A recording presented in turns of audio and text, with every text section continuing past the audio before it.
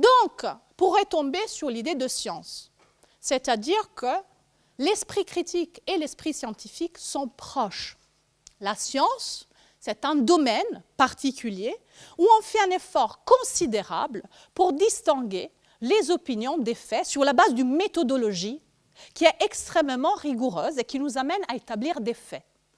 Dans un cas comme celui, par exemple, je prends un exemple au hasard du débat autour de la théorie de l'évolution, qui ne devrait pas être un vrai débat, mais dans un cas pareil, quand quelqu'un apporte des informations qui sont logiquement mal enchaînées, des arguments qui sont mal faits, on pourrait se limiter à dézinguer les arguments et dire « Attends, là, Haroun Nehaya, il me dit que puisque ces deux mouches se rassemblent, celle ancienne et celle d'aujourd'hui, c'est la même, donc il n'y a pas eu d'évolution. » On voit bien que le raisonnement logique, il est mal construit.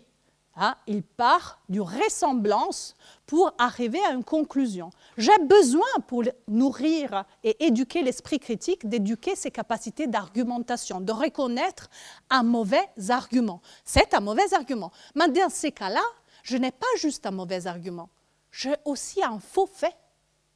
Le fait est que grâce aux méthodes de la science, je peux contrôler l'ADN de ces animaux et montrer à la fois les différences et les relations de filiation. Donc, la science, et pas que la science, mais en général, dans le cadre, ça aussi c'est un message un peu contre-intuitif, de l'éducation à l'esprit critique, les outils ne suffisent pas.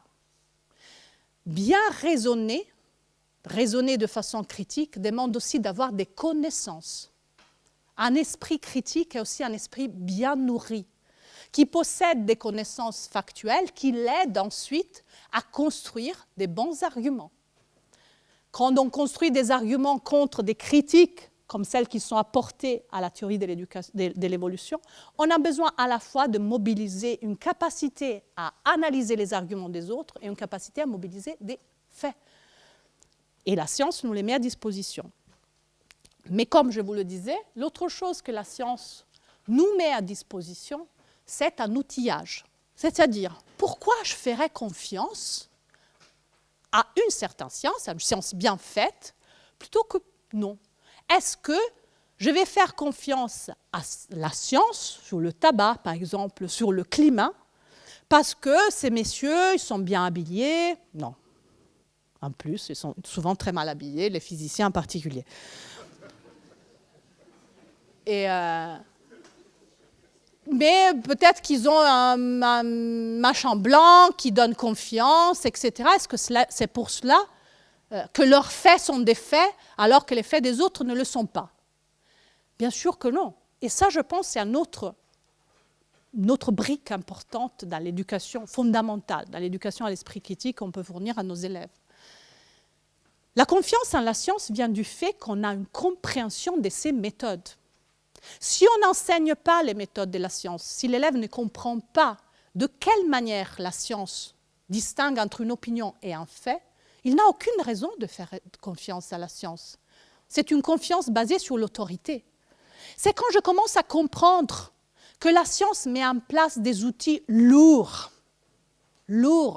Moi, je me fais une opinion parce que je regarde un truc et j'ai déjà une opinion. Ma première hypothèse, ma première interprétation, souvent je me la garde, comme sur le chocolat ou sur plein d'autres choses. Le café, tout ce que vous voulez. Le scientifique, il met en place le restaurant. Bon, il était bon. Le scientifique, s'il veut vraiment tester son hypothèse, il met en place tout un système. Je vous ai mis une image du CERN parce que je pense que ça représente le maximum de ce que la science peut mettre en place pour tester l'hypothèse qu'il existe une particule.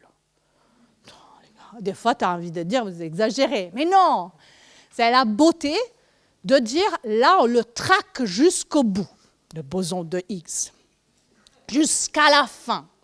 J'aurais fait les analyses 1 million de fois. J'ai construit un accélérateur de 27 km. J'accélère des protons, je les mets en collision. Après, j'y mets 2 expériences, pas une parce que je ne suis pas sûre qu'eux ne se trompent pas. L'expérience est là 6 détecteurs parce que je veux vraiment être sûre. Et après, j'ai tout un système de triggers. Je jette des données, j'en prends d'autres. T'en as jeté trop, j'en reprends.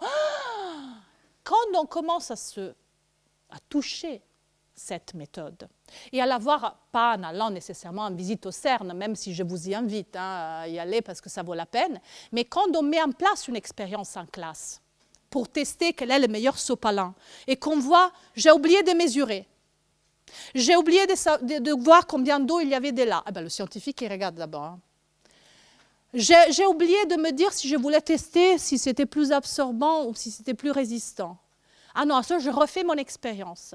Est-ce que tu as contrôlé le temps dans lequel tu as trempé le sopalin dans l'eau, etc. Quand je vois tout ce qu'il faut mettre en place pour arriver à un résultat qui est le résultat d'une démarche scientifique, je me rends compte que tout cela n'est pas fait juste pour s'amuser d'abord, mais fait vraiment pour écarter les hypothèses alternatives, déjà pour se les faire venir à l'esprit, chose que je ne fais pas, et après pour les écarter les unes après les autres, et pour gagner en sécurité, et pour multiplier les observations. Et c'est là que je peux commencer à me dire « Ah, j'ai compris pourquoi une connaissance scientifique n'a pas la même valeur que l'opinion de mon cousin qu'il m'a passé le soir à dîner. » Parce qu'il y a une construction qui, au fond, si on y pense, c'est juste tout à fait normal.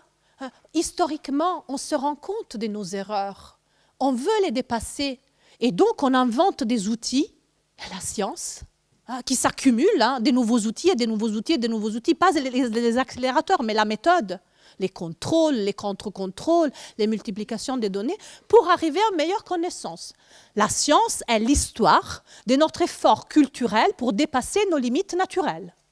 Voilà son intérêt, aussi pour notre quotidien, au sens de dire ces outils de la science que mon espèce a développés pour dépasser les erreurs naturelles de l'espèce, je peux les chercher dans les tiroirs de la science et les sortir pour limiter le nombre de mes erreurs. J'aurais envie de dire qu'à chaque fois que je lave les vitres, il pleut. Et c'est un peu vrai. Mais si je m'y mets sérieusement, je peux garder un carnet et noter tous les fois où j'ai lavé les vitres et noter aussi quand il ne pleut pas. Chose que je ne remarque pas si je ne les note pas. Hein. Je remarque seulement quand il pleut vraiment. Et ça m'énerve.